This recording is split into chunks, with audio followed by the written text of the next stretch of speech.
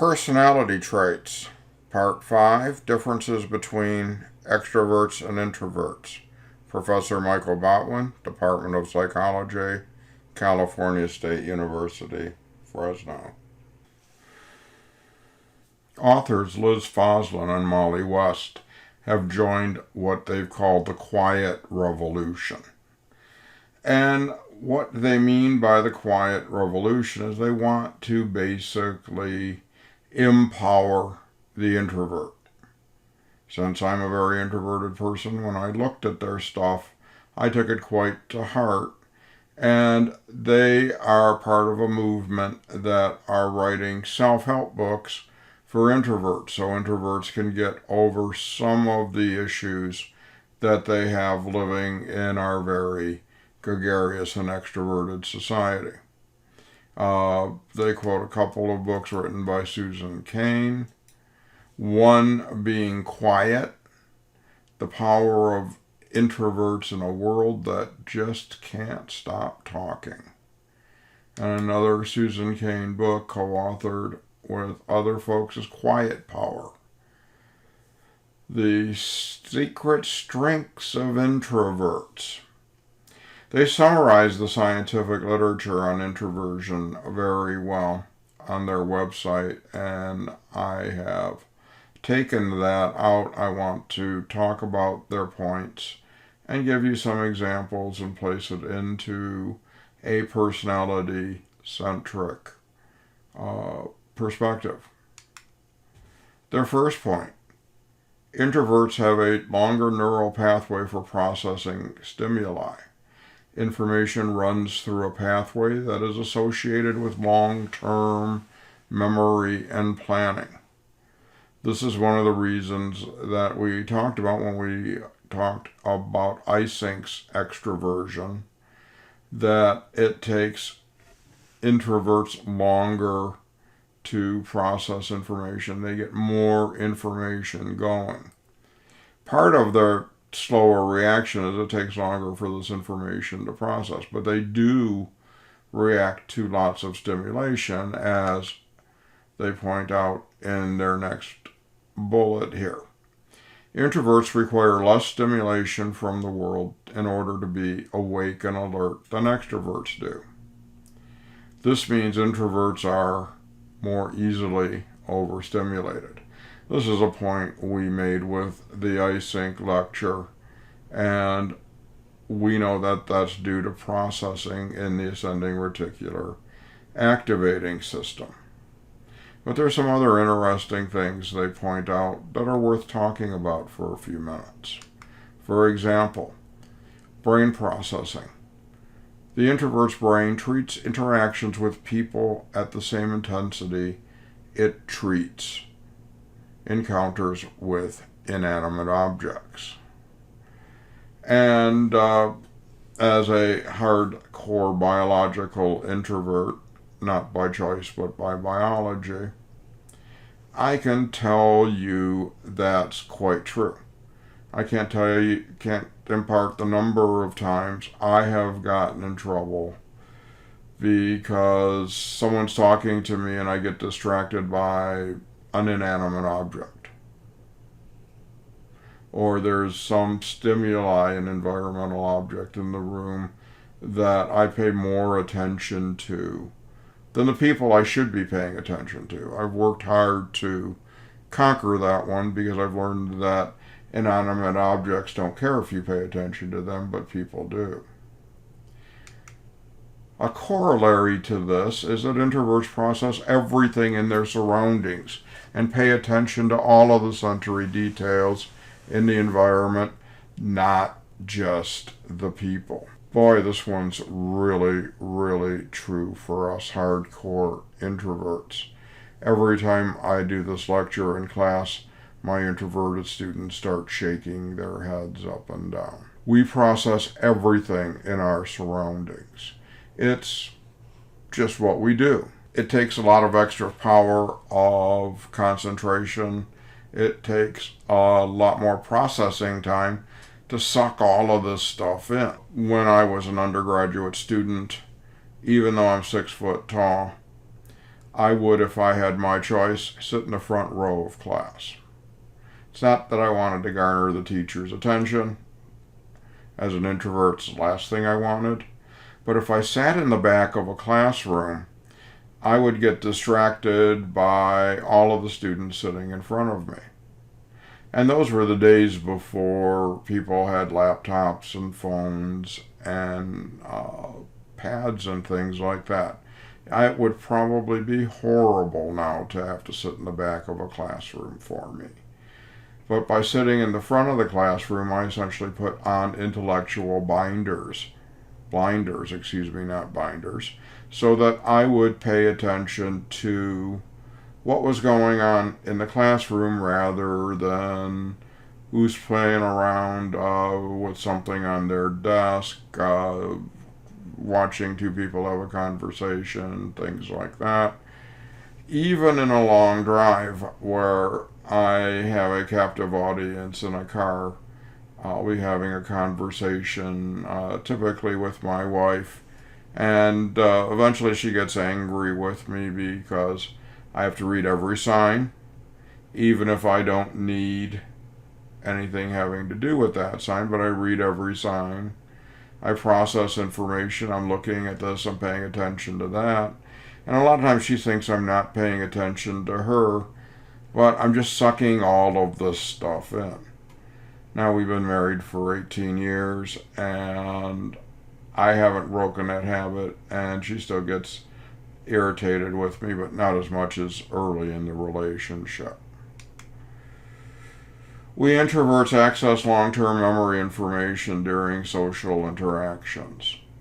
I can tell you that one's very true. I'm always trying to think about a similar situation, maybe an amusing story, so I'm always grinding up information from my memory when I should be paying attention to the person I'm interacting with.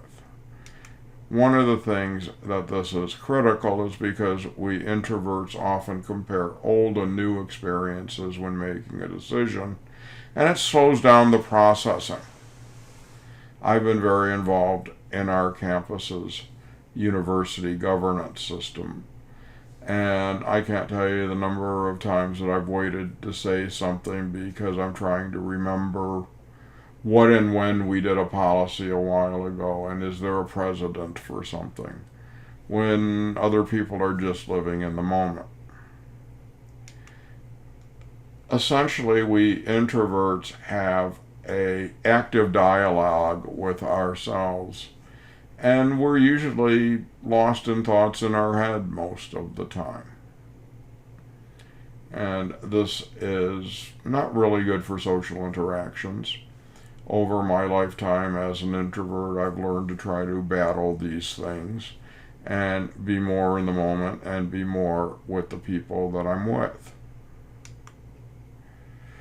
Biologically, introverts are more sensitive to the brain neurotransmitter dopamine. We need less of it to feel happy than other people do. And dopamine's level increases when you're doing stuff. So the introvert's going to get enough dopamine by sitting and reading a book, while the extrovert's going to have to be swinging off a chandelier at a party or something. According to research, extroverts' brains run on energy spending nervous systems, whereas introverts' brains run on energy conserving systems.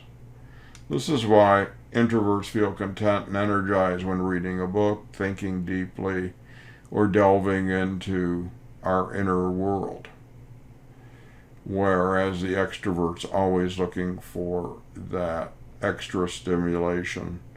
We get enough without a lot of stimulation. Risk-taking is an interesting one. Introverts' brains aren't as strongly rewarded for gambling or taking risk as extroverts are. My stepson, my oldest son, early in their lives were very obsessed with gambling. and they're both hardcore extroverts. I like to play poker with friends. That way I know where my money is going. Very rarely do I venture into a casino. And I've watched the ads for the local casinos around Fresno, and I've never seen the dancers and the people running around and having all this fun that they're supposed to. Usually it's a bunch of depressed people sitting behind machines pulling levers, waiting for that payoff. I'll play for an hour or two, usually video poker if we go to the casino, but we kind of set a limit, and when we lose that much money, sorry, slide slipped, we leave. Not obsessed with having to make money back or other things. We're low risk takers. That's the extroverted paradox. The extroverts like to take risk. We introverts don't. The brain's pleasure and reward centers are activated by dopamine, and extroverts respond with far more pleasure to gambling results that are positive. I can't tell you how many times I've watched my kids get really, really excited because they've got a big payoff from the casino. However, the only problem with casinos is you don't get those big payoffs all the time. You find that, as you all know, the old bromide, casinos are built on the backs of the losers, not on the winners, and eventually everybody loses. Last point here. Point 6, again, introverts feel less excitement from surprise and risk. We don't like it. I will go begrudgingly to an amusement park, and I'll be turned and jostled and flipped around, and I'll try to make as much fun out of it as I can. But to be honest, I don't have as much fun as my my extroverted friends do when they're out there and they're at an amusement park and they're getting twisted and turned. My oldest son, who is pretty much, as I've told you already, an extrovert, loves Disney rides like the haunted hotel where you drop straight. I just find it kind of annoying.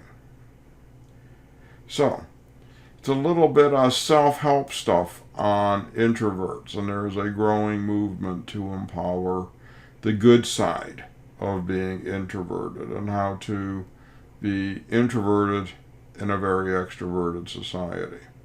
It does fit in nicely with our biological conceptions of personality we've looked at when we discussed Eysenk's theory in the previous video lecture.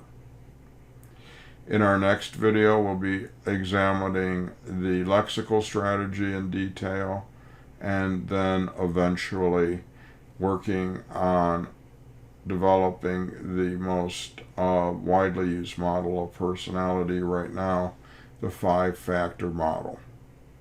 So we'll see you next time on Personality Psych. Bye now.